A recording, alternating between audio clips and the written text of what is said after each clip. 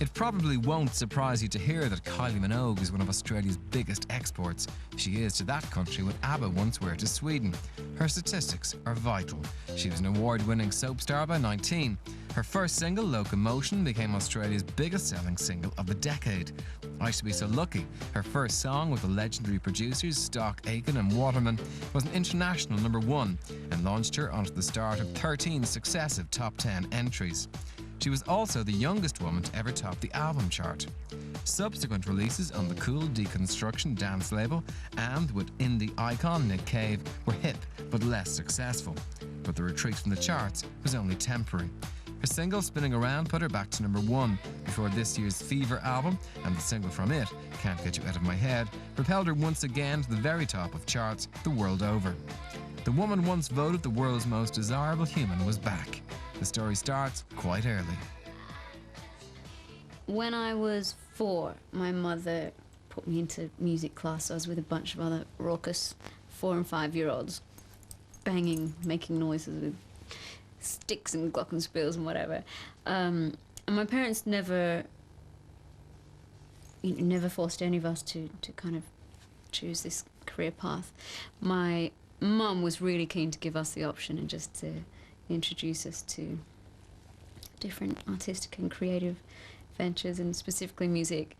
I played piano, flute, violin till I was about 13, by which time I'd become a slave to pop music, and an acquaintance of my mother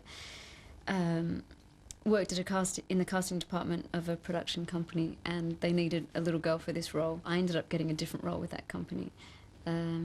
So started acting when I was 9. I never intended to be a singer.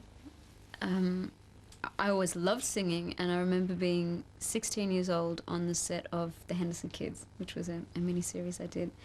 And another one of the girls, Nadine Garner, the two of us used to sing all the time. So I did love it. I mean, I loved it when I was even little, like 8 or 9, singing to Grease, thinking or wishing that I could be Olivia Newton-John. But after I'd worked when I was 16, when I was 17, I had a little bit of money, so I recorded a demo tape with 3 songs on it. But I didn't do that to become a singer. I did it because I thought it would be helpful, more strings to your bow as an actor. So I was working and finishing my last 2 years of high school. But yeah, it was Neighbours that was the one where I started to get recognised and had to suddenly deal with being slightly famous. Locomotion came about. There was a charity concert that was organised for a football club, and a bunch of us from Neighbours decided we'd help out. I think there were some big supporters of this team in the cast, and I've always believed that any given TV cast and crew, film cast and crew, you can make a band, because there's always someone that fancies themselves as a drummer and someone a singer. So we formed this little band, and I can't even remember the song we did. It was another song. We came off stage and we were all just buzzing from doing this live gig. And we said, oh, should we go out again? We had nothing prepared, and I said, oh, why don't we do Locomotion? Everyone knows Locomotion, and did it. Very, very pop fairy tale stuff. There was a guy who worked at the TV station where we shot Neighbours and produced a music show, and he came up to me afterwards and said, oh, that was really good, you should make a record. And I do recall thinking, oh, I could make a video. I was really excited about the video. So I did record a demo of Locomotion, and the demo vocals were the vocals that stayed on Locomotion, which became a hit around the world. Locomotion came to the attention of the producers Stock Aitken and Waterman, known as PWL, and in whose hands Kylie would become the biggest selling female artist of the late 80s.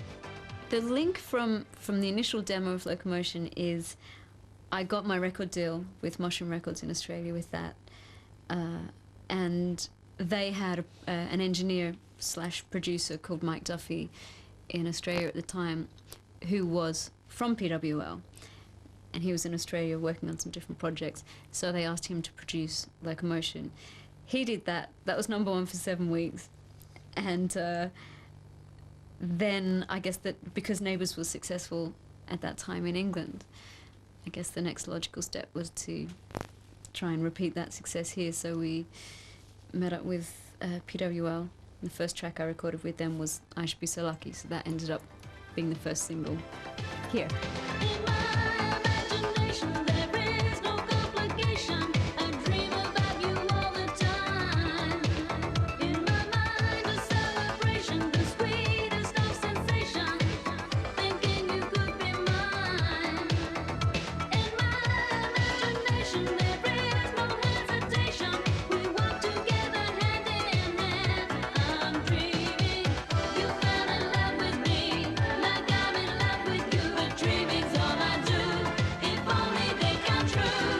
I should be so lucky, lucky, lucky, lucky. I should be so lucky in love. I should be so lucky, lucky, lucky, lucky. I should be so lucky in love. It's a crazy situation. I Should Be So Lucky was the start of a string of successes few could have foreseen.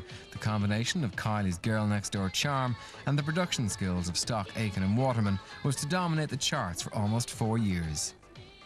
For me, it was a really easy transition, or a natural transition, to go from working in a soap to becoming part of the Stock, Aitken Waterman PWL factory. I was a good part of the machinery because that's what I did. I turn up to work on time. You put what I have to do in front of me, and I do it. So I did fit in really well. There was times where it was a little frustrating or nerve-wracking or just difficult because I was juggling Neighbours and trying to record. I think I did my part of the album in 2 weeks or something ridiculous. But now I fully appreciate that why they call themselves a hit factory. It's what they did, and I feel quite honoured to have been part of that history. Being at the centre of all of that hype and all of that success, it was like being in the eye of a storm. There's so much that I missed. A lot of it was a blur at the time. I just remember, it's a different country every 1 or 2 days. It was at this time that Kylie's relationship with INXS frontman Michael Hutchins came into play. It coincided with a marked move away from her girl next door image and from Stock, Aitken Waterman type music. Well, Michael was instrumental in lots of ways, in lots of parts of my life at that time. Actually, still is today, I suppose. But that was more, I guess, in the last couple of years with PWL. And then, I'm sure he encouraged me to move on, but I don't remember doing that because of something that Michael said. Come to think of it, people wondered what the hell I was doing at that time, because I left Neighbours, which was the #1 show. I was there for 2.5 years. Then I leave PWL. It was the end of my contract. I didn't break it, but decided to leave after that. And I remember people saying, "Why? What are you doing?" And it was just instinctive. I didn't really know what I was doing when I left PWL. I did meet with various record companies, and Deconstruction, I liked their attitude. I quite like their arrogance. I like the vision that they had. It was all very new and exciting, and there wouldn't be much point to leave PWL and go somewhere else exactly the same. So it was a big change. It was certainly not as successful as the time with PWL, but I think it did what needed to be done. The song with Nick Cave, it's got quite a history. I actually remember Michael Hutchins saying to me, "My friend Nick wants to do a song with you. I was interested in doing something with you." And I actually didn't know too much about Nick Cave before I met him. So that was years ago. And then I'd seen a photo of Nick Cave on tour with a Kylie bag, and I think I might have even seen or heard something else. These little things throughout the years.